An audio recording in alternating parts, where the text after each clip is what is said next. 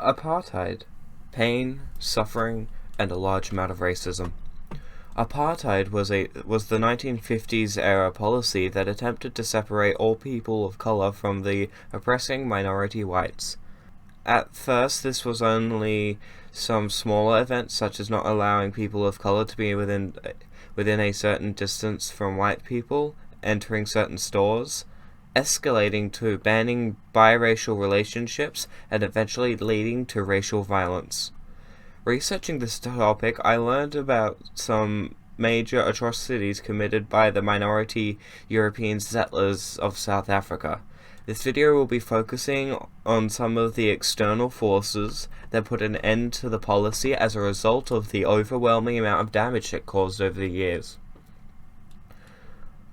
I found it strange that the British seemed to contradict themselves. Originally, along with other European countries, they were in support of the apartheid policy, as it allowed them to grow their national power within South Africa. Later in history, they would be one of the first to try to convince the United Nations to place a ban on apartheid. In 1950, in London, a special group of South African refugees met for the first time to discuss a very important issue. With apartheid being such a destructive policy, the people embarked on a plan that was both subtle and effective: the Boycott of Trade. The plan was to go throughout the country and try to convince the people to stop buying food from South Africa.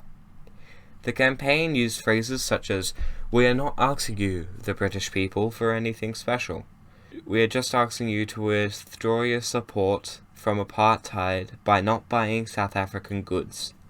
This approach managed to convince the people to boycott products originated from South Africa. These activists wouldn't stop there. The disruption of trade wouldn't be enough to end the policy of apartheid. The Anti-Apartheid Movement, or AAM for short, was formed to try to convince the United Nations to stop the apartheid policy. The AAM scored some small but important victories. At first, they managed to eject South Africa from the Commonwealth in 1961. Shortly after, they managed to find allies in other Commonwealth nations such as Canada, India, and other like-minded countries in the boycotting effort. When the AAM attempted to elevate this issue to an international level by petitioning the United Nations Council, the United Nations Special Committee Against Apartheid read through the plans and later improved upon the strategy. The general idea was to excise South Africa from the rest of the world, at least until they met the demands about their apartheid policy. This was done by convincing other Western countries not to do any trade with the country. There were even attempts by academics to intervene, with 496 university professors and lecturers from 34 British universities all signing a petition to indicate their position to racial discrimination directed at both students and faculty. Neither did they want to work for nor study at any university that practiced racial discrimination against the students. Not only was South Africa put in academic lockdown, they were suspended from the 1964 Japanese Olympics, and eventually banned in 1970. In summary, South Africa had a horrible policy that had refugees fleeing to countries around the world. In one such country, a group of the refugees came together to stop the tyrannical ruling of the South African apartheid policy.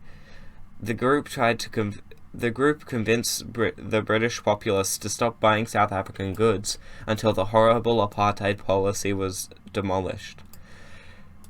The group later ejected South Africa from the Commonwealth until the people of color there could get the same human rights as everyone else in the country.